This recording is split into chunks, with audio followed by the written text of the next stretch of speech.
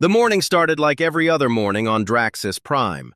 Marcus Webb stood at his post outside the Royal Tower called Pyrehold, watching the twin suns rise over the Crystal City. He had been a guard here for 3 years now, and he still found the view amazing. The dragon buildings caught the light and threw it back in 1,000 colors. Marcus was human, which made him unusual here. Most of the guards were dragons themselves, massive creatures with scales that shimmered like metal and wings that could block out the sun. But Princess Ember had invited humans to join her royal guard as a sign of friendship between their peoples. Marcus and 11 other humans had accepted the honor. He checked his watch.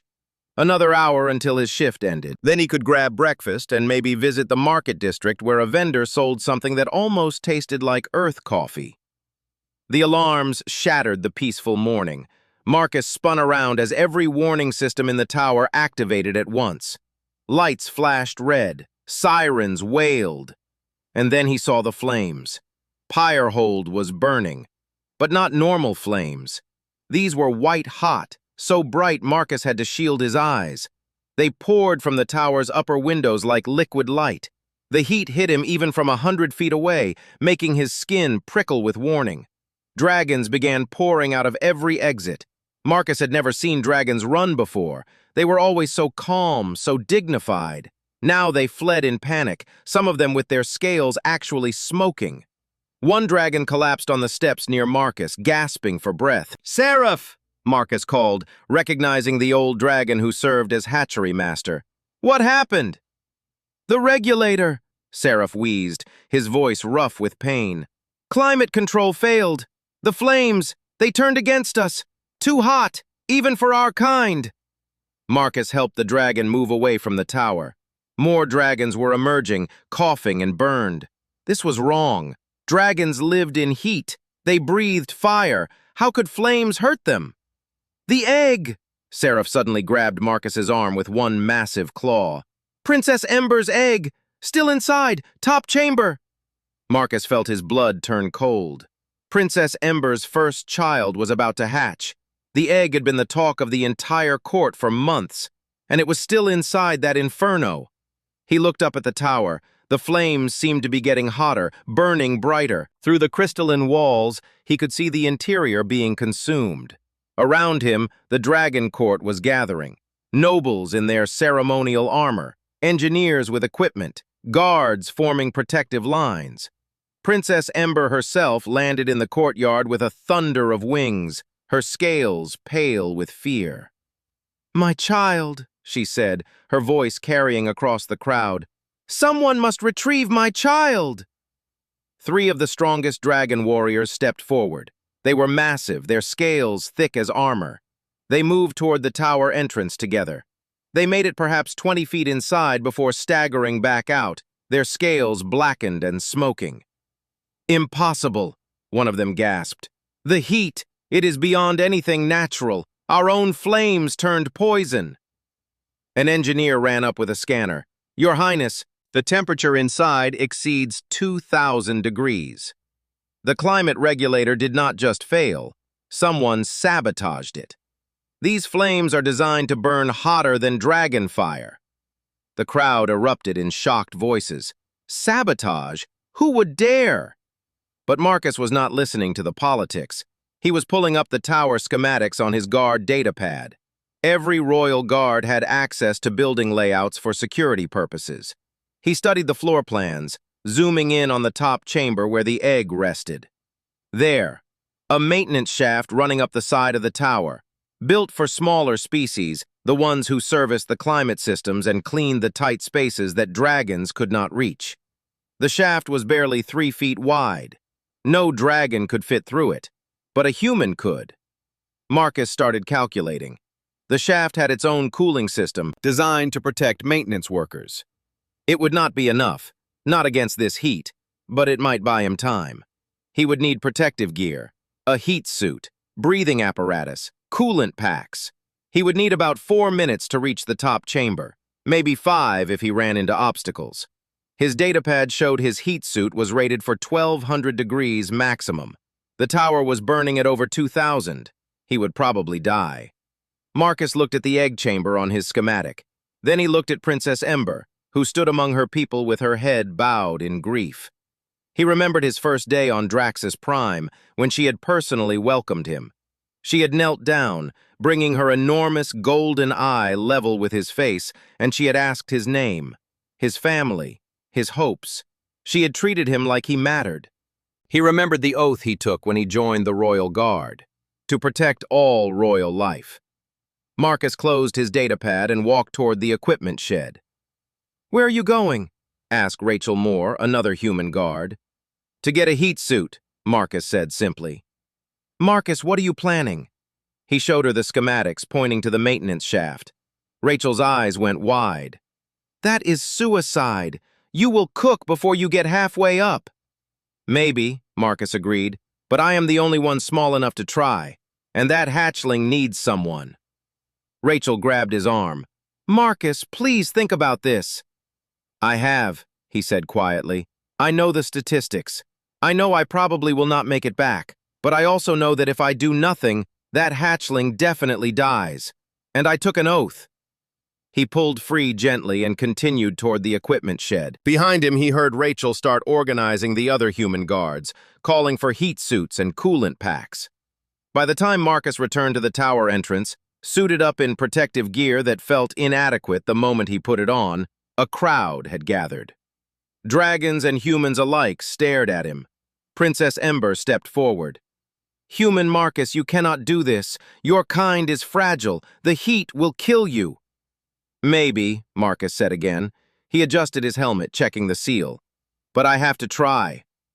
"Why?" Princess Ember asked, and there were tears in her massive golden eyes.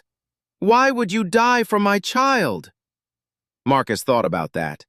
He could say it was duty, honor, the oath he swore. All of that was true. But the real truth was simpler. "Because she deserves a chance to live," he said. "Because every life matters, and because someone has to try." He did not wait for permission. He did not wait for anyone to stop him. Marcus turned toward the maintenance access panel built into the tower's foundation, pulled it open, and crawled inside. The heat hit him immediately, even through the suit. His helmet display flickered to life, showing temperature readings that climbed with every foot he moved forward. 800 degrees, 1,000, 1,200. Behind him, he heard Princess Ember's voice, calling something he could not quite make out. Ahead of him, the shaft glowed red in the darkness. Marcus took a deep breath of recycled air and kept crawling toward the impossible. The maintenance shaft was never meant for this kind of heat. Marcus crawled forward on his hands and knees, following the narrow tunnel that wound up through the tower's walls. The metal around him glowed like hot coals. His suit's cooling system hummed at maximum power, fighting a battle it could not win. His helmet display showed numbers that kept rising. 1,400 degrees, 1,600, 1,800. The suit was rated for 1,200 degrees maximum. Marcus dumped one of his coolant packs over his chest and back. The liquid hissed and steamed, buying him maybe 30 seconds of relief. He had 4 more packs. He would need to use them carefully. The shaft angled upward more steeply. Marcus had to brace his boots against the walls to keep from sliding backward. His breathing sounded loud in the helmet, harsh and quick. He tried to slow it down, to conserve his air supply, but fear made his heart pound too fast. Through the walls, he could hear the fire. It roared like a living thing, hungry and wild. Sometimes he heard crashes as parts of the tower collapsed inward. Once, he felt the whole shaft shake, and he pressed himself flat, certain the walls would cave in and crush him. They held. Barely. Marcus checked his position on the display. He was about 1/3 of the way up. 2 minutes gone. The hatchery chamber was still 3 levels above him. Then he turned a corner and stopped. The shaft ahead had collapsed. A support beam had melted and fallen, blocking the passage completely. Twisted metal glowed white-hot where it had folded in on itself. Marcus pulled up the schematic, his hands shaking inside the thick gloves. There had to be another route. There had to be. The computer showed him 2 options. He could backtrack to a lower level and take a different maintenance shaft. That route would take 7 more minutes. His suit computer helpfully informed him that he had maybe 4 minutes of life support remaining in this heat. Or he could exit the maintenance shaft at this level and cross through the tower's central atrium to reach another access point on the far side. Marcus called up the atrium's current status. The camera feeds were dead, but the heat sensors were very much alive. The atrium was the heart of the tower, a vast open space where young dragons learned to fly. Right now, it was completely engulfed in flames. The temperature there measured over 2,000 degrees. Crossing it would kill him in seconds. Marcus sat back in the cramped shaft, feeling the heat press against him from all sides. His suit was already failing. Warning lights blinked red across his display. The outer layer was starting to crack. He thought about turning back. No one would blame him. He had tried. He had gone further than anyone expected. But then he remembered something. His first week on Draxis Prime, Princess Ember had invited all the new human guards to a formal dinner. Marcus had been terrified of making some cultural mistake. The dragons were so ancient, so powerful, so unlike anything he had known on Earth. Ember had noticed his nervousness. She had spent the entire evening talking with him, asking about Earth, about his family, about his dreams. She had treated him not as a curiosity or a political token, but as a person who mattered. At the end of the night, she had told him something he had never forgotten. "The measure of a soul is not in what it can do," she had said, "but in what it chooses to do when doing nothing would be easier." Marcus opened his eyes. He looked at the collapsed shaft ahead, then at the schematic showing the atrium crossing. He started stripping off the outer layer of his heat suit. It was failing anyway, cracked and melting. Without it, he would be lighter, faster. He might be able to run fast enough. He dumped 2 more coolant packs over himself, soaking his inner suit layer. The cold was shocking after the constant heat. It would not last long, maybe 15 seconds before the heat evaporated it all. Marcus found the access panel leading to the atrium and pulled it open. Heat blasted through like a physical force, knocking him backward. Through the opening, he could see a nightmare of fire. The entire atrium was burning. The crystalline walls magnified the flames, creating patterns of light that would have been beautiful if they were not so deadly. He could see the catwalk he needed to cross. It stretched 30 meters across empty air, with flames licking up from below and raining down from above. On the far side, barely visible through the fire and smoke, was the door he needed. 30 meters. At a full sprint, maybe 10 seconds if the catwalk held. Marcus took the deepest breath his lungs could hold. He thought about his mother back on Earth, his father, his sister. He hoped they would understand why he did this. Then he ran. The heat hit him like a hammer. His visor cracked immediately, spiderwebs of fractures spreading across his view. He ran blind, counting steps, trusting his memory of the catwalk's path. 5 steps, 10, 15. His gloves started smoking. He could smell burning plastic, burning cloth. The coolant evaporated off his suit in clouds of steam. 20 steps, 25. His visor shattered completely. Shards of plastic fell away. Now he was truly blind, running through an inferno with nothing but faith and momentum. 28 steps. His boots were melting to the catwalk. Each step required pulling his foot free from metal that wanted to trap him. 30 steps. Marcus threw himself forward, diving through what he hoped was the doorway. He hit hard, rolled, and kept rolling until he was away from the opening. For a moment, he just lay there, gasping. Somehow he was alive. Somehow the suit had held together long enough. He forced himself to sit up. He was in a service corridor. The walls here were still intact, the temperature merely hellish instead of instantly lethal. His display was barely functioning, but it showed him what he needed to know. The hatchery entrance was just ahead. 20 more feet. Marcus climbed to his feet. His legs shook. His hands were burned badly inside the ruined gloves, but he was so close. He staggered forward, using the wall for support. Each step felt like the last one he could manage. Each breath burned in his lungs. Then he saw it. The door to the royal hatchery, decorated with ancient dragon symbols that spoke of life and fire and new beginnings. Marcus reached for the handle with hands that barely worked anymore. The door opened.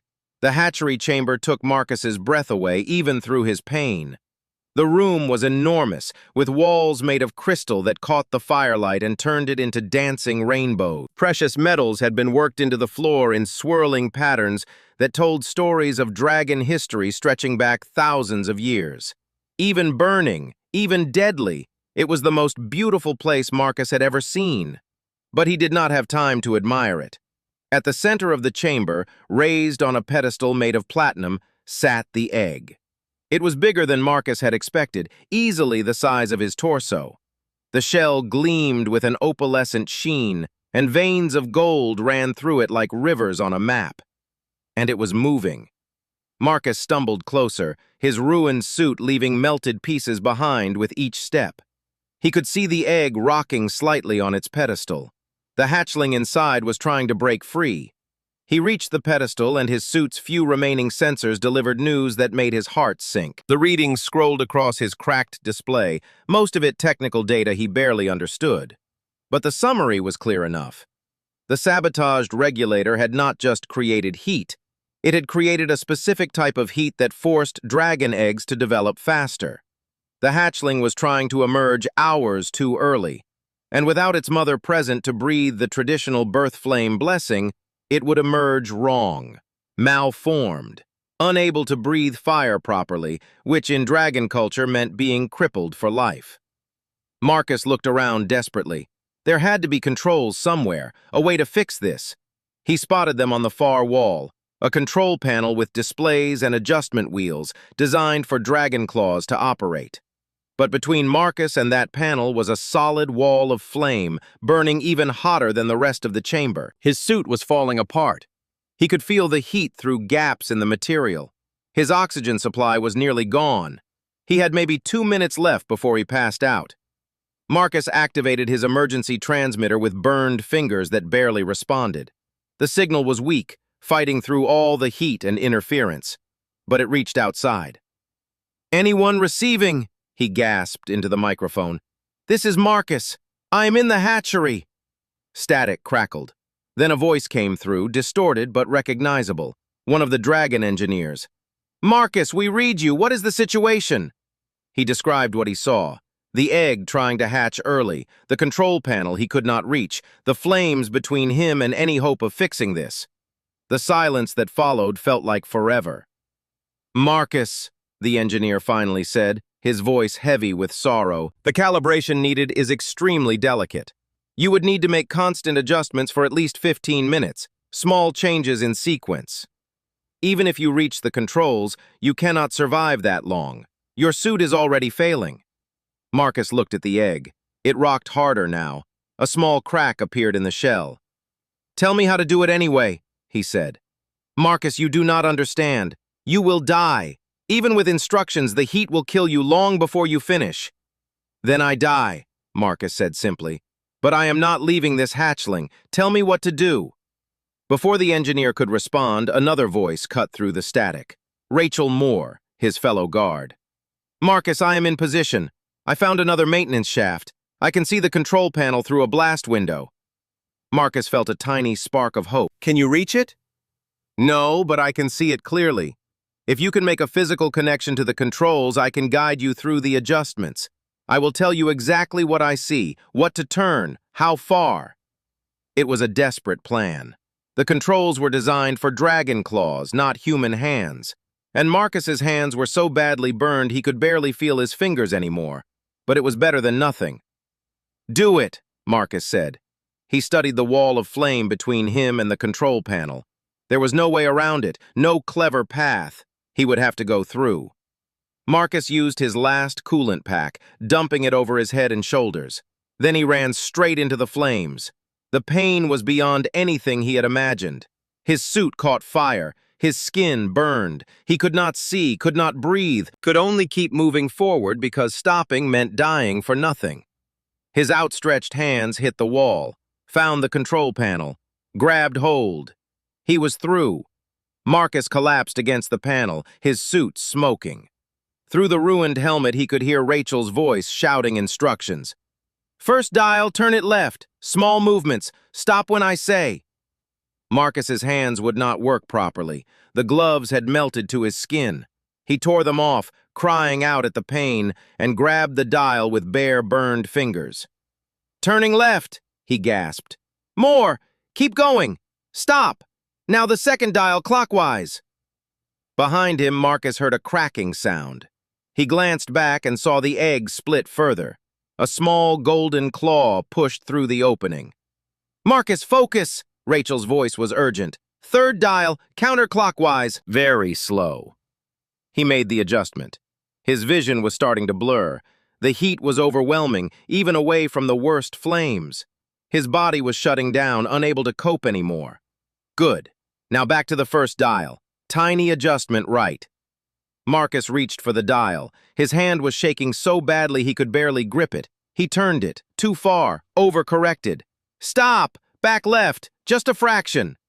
The egg cracked wider. The hatchling was coming whether the temperature was right or not. Marcus could see more of it now. A small head, covered in golden scales that gleamed like coins.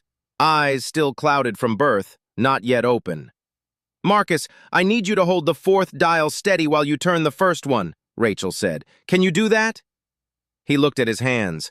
They were burned so badly he could see bone in places, but he put one hand on each dial and made the adjustment. The flames in the chamber began to change. They shifted from white to yellow, from yellow to orange. The temperature was dropping slowly, exactly as the hatchling needed. The egg broke open completely. The hatchling tumbled out onto the platinum pedestal, small and wet and perfect. It was no bigger than a large cat, with scales that shimmered between gold and copper. Wings folded against its sides, still too weak to spread, and it looked directly at Marcus. In dragon culture, the first being a hatchling sees becomes imprinted as family. This hatchling, born to royalty, destined for greatness, was looking at a dying human as its first sight of the world. "Hey there, little one," Marcus whispered. His voice was barely audible. "You made it." The hatchling chirped, a small sound like a bird. It stumbled toward him on unsteady legs, drawn by instinct to the first face it saw. "Keep going, Marcus." Rachel's voice was thick with tears. "Two more adjustments. You are almost done." Marcus turned the dials as she instructed. His consciousness was fading. The world was going dark around the edges. But he kept his hands moving, kept making the tiny, precise changes that would save this small life. "Done," Rachel finally said. "The temperature is stable. Marcus, you did it. You can let go now." Marcus's hands fell away from the controls. His legs gave out and he collapsed beside the pedestal. The heat was still intense, still killing him, but slower now. He had maybe seconds left. The hatchling reached him and curled against his chest, making soft sounds of contentment. It thought he was family. It trusted him completely. Marcus managed to smile. His last thought before darkness took him was simple and clear. Worth it. Marcus woke to softness and the smell of strange medicines. His eyes opened slowly, struggling against light that seemed too bright. He was floating in something warm and thick, like honey but clearer. Through the gel surrounding him, he could see the ceiling of a medical bay, equipment blinking with lights he did not recognize. He tried to move and immediately regretted it. Pain shot through his entire body, sharp and insistent. "Do not move yet," a gentle voice said. A dragon physician appeared above him, scales a calm blue color. "You have been in the regeneration tank for 6 days. Your body needs more time." 6 days. Marcus let that sink in. The last thing he remembered was the hatchling curling against him, small and warm and alive. "The hatchling," he tried to say, but his throat was too dry. The words came out as a rasp. The physician seemed to understand anyway. "Princess Kindle is perfectly healthy. She has barely left your side since you arrived. We have to carry her out for feeding times." As if summoned by her name, a small golden head popped up from somewhere below Marcus's line of sight. The hatchling, Kindle, chirped excitedly when she saw his eyes open. She was bigger than he remembered, already the size of a medium dog. "She has been waiting for you," the physician said with what might have been amusement. Very impatiently, I might add. Over the next hour, as the medical staff slowly reduced the regeneration gel and helped Marcus sit up, they explained what had happened. Princess Ember had flown into the tower herself the moment the flames cooled enough, risking her own life to retrieve him. They had found him unconscious beside the control panel, with Kindle refusing to leave his side. The burns had covered 60% of his body. By human medical standards, he should have died within minutes of being found. But dragon healing technology, developed over thousands of years for their own fire-resistant biology, had been desperately adapted for a human patient. You will recover fully, the physician assured him. Though the scars will remain. Our technology can heal the damage but not erase what the fire wrote on your skin. Marcus looked at his hands. They were wrapped in bandages that glowed faintly with healing energy. He could feel his fingers now, which seemed like a miracle. Kindle climbed onto the medical bed, careful not to hurt him. She nuzzled against his shoulder, making happy chirping sounds. Marcus reached up with one bandaged hand and gently touched her head. She was real. She was alive. That was all that mattered. The door to the medical bay opened and Rachel Moore rushed in, followed by the other human guards. They surrounded his bed, all talking at once, asking how he felt, telling him he was insane, saying they were proud of him. You guided me through it, Marcus said to Rachel. I would have died in the first minute without your voice in my ear. Rachel's eyes filled with tears. I heard your vitals failing over the comm. Your heart stopped twice during the final adjustments. I thought I was helping a dead man finish his last task. Almost was a dead man, Marcus admitted. How did I survive? Dragon medicine and pure stubbornness, one of the other guards said. You have been the talk of the entire planet for a week. That turned out to be an understatement. While Marcus had been unconscious, Draxus Prime had erupted in controversy. The investigation into the sabotage had revealed the culprits quickly. A group of dragon traditionalists who believed that Princess Ember's acceptance of other species into positions of honor was destroying their culture. They had sabotaged the climate regulator planning to destroy the egg as a statement. They had never imagined that a human, a species they considered weak and temporary, would attempt a rescue. Now those conspirators faced execution, and the dragon public was deeply divided. Some saw Marcus as a hero who had proven that honor existed in all species. Others saw the entire incident as evidence that allowing outsiders into their society brought only chaos and danger. There have been protests, Rachel explained quietly, both for you and against you. The political situation is complicated. Marcus was trying to process this when the door opened again. This time, everyone in the room immediately bowed. Princess Ember entered, her massive form barely fitting through the reinforced doorway. She moved to Marcus's bedside, her ancient golden eyes studying him with an intensity that made him feel small. You should have died, she said simply. Yes, Your Highness, Marcus agreed. You should have let my child die rather than throw away your own life so carelessly. Marcus met her gaze. With respect, Your Highness, no, I should not have. Something flickered in Ember's eyes. Approval, maybe. She looked at Kindle, who had fallen asleep on Marcus's lap. She has imprinted on you as kin bond, Ember said. In our culture, such bonds are sacred. They cannot be broken, not by distance or time or even death. She believes you are her family now. I know, Marcus said softly, stroking Kindle's small head. This creates a situation without precedent, Ember continued. A royal hatchling bonded to a member of another species. The council has been debating for days what should be done. Marcus felt his stomach tighten. What do you mean, what should be done? Ember was quiet for a long moment. Then she said something that changed everything. We wish to offer you formal adoption into the royal house. You would become Kindle's guardian and bondkin by law as well as instinct. You would be responsible for her upbringing, her protection, her education. You would have a voice in council decisions affecting her future. You would, in effect, become dragon nobility. The room went completely silent. Marcus stared at her, certain he had misunderstood. The first non-dragon in our nobility, Ember said. Ever. In 10,000 years of history. Marcus could not find words. But you must understand what this means, Ember continued. You would be bound to Draxis Prime. You could visit Earth, but only briefly.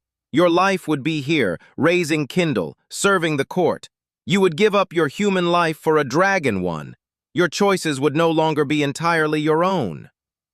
Kindle stirred in her sleep, making small, contented sounds. She trusted him completely. She had chosen him as family in the most fundamental way possible. I need time to think, Marcus finally said. Of course, Ember said gently. This is not a decision to make lightly. Take all the time you need. After she left, Marcus sat in the medical bay with Kindle sleeping peacefully on his lap. The other guards had given him space, understanding he needed to think. He contacted Earth through the long-range communicator. The delay was several seconds, but he heard his mother's voice and almost broke down. She cried when she saw his face on the screen, even though the burns were healing. His father told him he was proud but worried. His sister asked the most important question. What do you want, Marcus? Not what you think you should want. What do you actually want? Marcus looked at Kindle. He looked at the Dragon City visible through the window. He thought about everything he had seen and done in 3 years on Draxis Prime. He thought about the life waiting for him on Earth. Normal, safe, familiar. And he thought about the choice he had made in that burning tower. He already knew his answer. Marcus gave his answer 3 days later, standing before the full Dragon Council in the Great Hall. His body still ached from the burns, but he could walk now, could stand straight. Kindle perched on a specially made stand beside him, watching everything with bright, curious eyes. I accept, Marcus said clearly, but I have conditions. The council chamber filled with surprised murmurs. No one made conditions when accepting a royal honor. But Princess Ember simply nodded, a hint of amusement in her expression. Speak, she said. I want the human guard expanded, not just 12 of us, but a full contingent with real authority. I want cultural exchange programs between Earth and Draxis Prime, so both our peoples can learn from each other. And I want other species in the Flame Court territories to have the same opportunities for advancement that I am being given. If I am to be the first non-dragon noble, I should not be the last. The council erupted in debate. Some dragons called his demands outrageous. Others argued they were reasonable.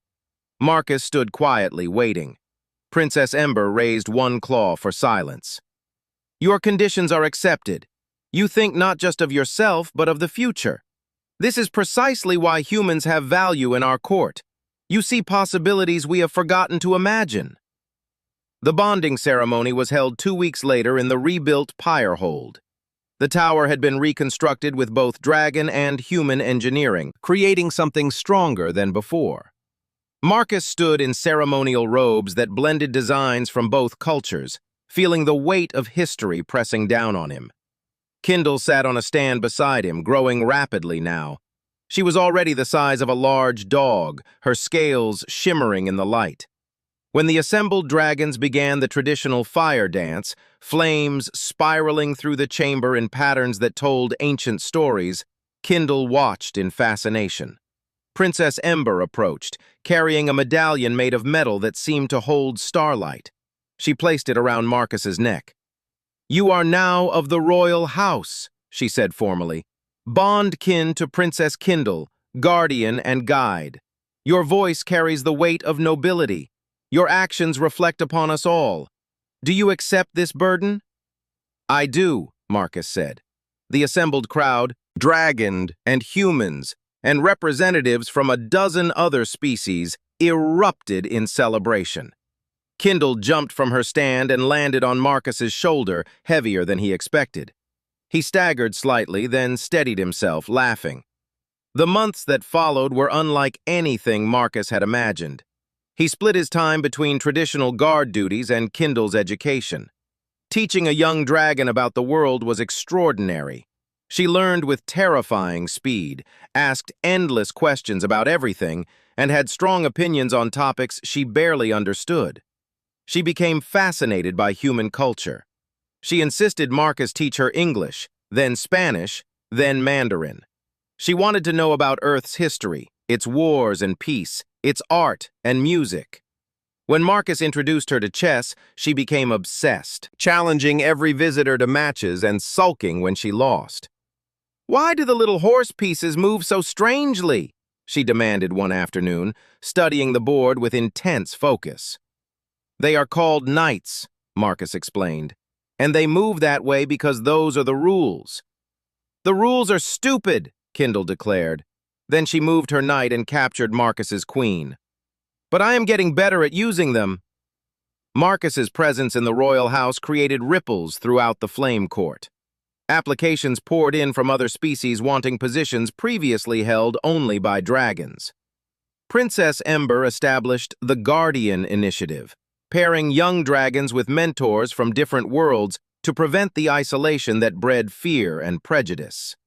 The traditionalists who had opposed these changes grew quieter as they saw the results. Some even approached Marcus privately, admitting they had been wrong to judge other species as lesser.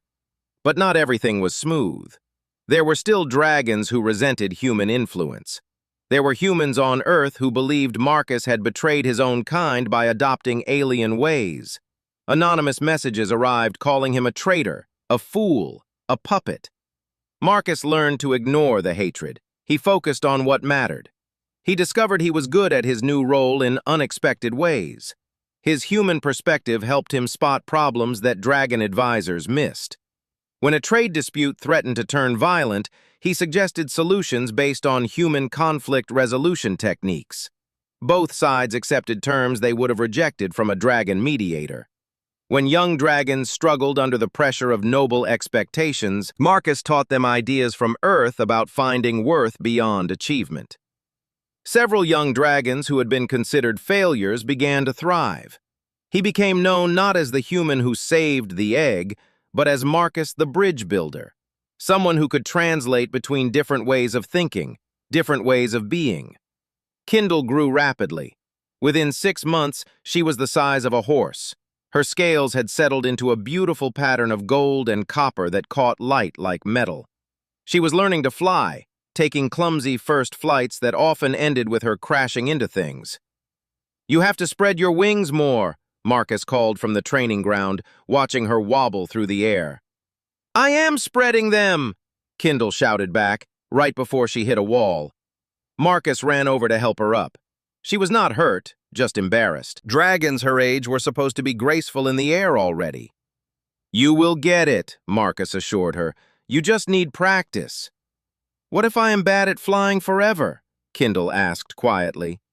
"Then you will be a dragon who is bad at flying but good at many other things," Marcus said, "like chess and languages and asking questions that make the council philosophers argue for hours." Kindle brightened at that. She did enjoy confusing the philosophers. There were harder moments, too. Kindle was growing into her fire-breathing abilities, and one afternoon she sneezed unexpectedly, sending a jet of flame that nearly caught Marcus. They both froze, staring at the scorch mark on the wall inches from where he stood. "I am so sorry," Kindle gasped, horrified. Marcus took a shaky breath. "It is okay.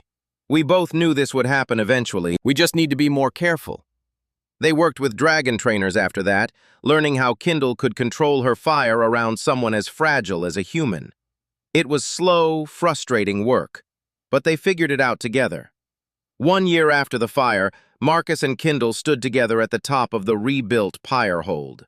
She was magnificent now, scales gleaming in the setting sun, wings strong enough to carry her across continents. He still bore the scars from that day on his hands and neck, marks he had chosen not to have completely healed. Below them, the city of Draxis Prime spread out in crystalline beauty. Dragon architecture blended increasingly with designs from other worlds, creating something new and wonderful. "Do you ever regret it?" Kindle asked. She was old enough now to understand what Marcus had given up. "Entering the burning tower? Staying here instead of going home to Earth?" Marcus thought about his answer. He missed Earth sometimes, missed his family, missed coffee that actually tasted right, missed gravity that felt normal. But when he looked at Kindle, at the city they were building together, at the future spreading out before them, he knew his choice had been right. Everyone knew the burning tower meant death, he said quietly. But they were wrong. It meant life. It meant change. It meant showing the galaxy that bonds matter more than biology, that courage is not about being fearless, it is about being terrified and doing what is right anyway.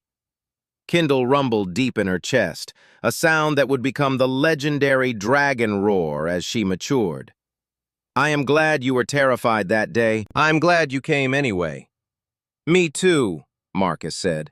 They stood together as the stars began to emerge in the darkening sky. Each point of light represented a world, a species, a potential friendship waiting to be discovered.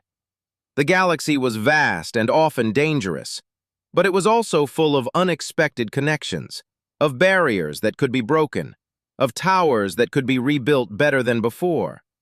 And sometimes, Marcus thought, all it takes is one person willing to step into the fire, one choice to try when everyone else says it is impossible, one moment of courage that changes everything. Kindle leaned against him gently, careful of her size and strength. What should we do tomorrow?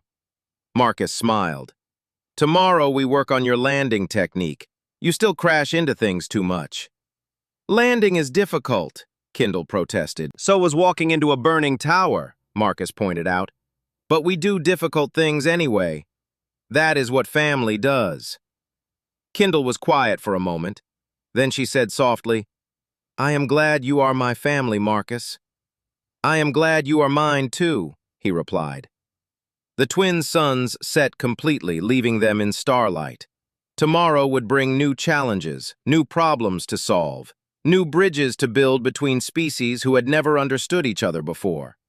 But tonight, a human and a dragon stood together on top of a tower that had once meant death and now meant hope.